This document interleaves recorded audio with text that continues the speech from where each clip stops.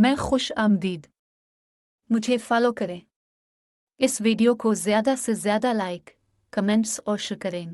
میرا نام زین ہے اور میری عمر 18 سال ہے۔ میں کالج میں پڑھ اترے اور اپنے جسم کو کمبل سے ڈھک لیا اور شاملہ نے بھی کمبل کا ایک سرا اپنے جسم میں ڈال لیا اور دونوں کا رنگ پھیکا ہو چکا تھا۔ شمائلہ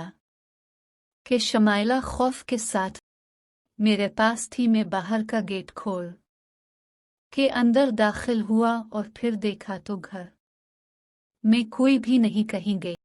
سوچا شمائلہ اندر کمرے میں ہوگی۔ کل پھر ملیں گے ایک نئی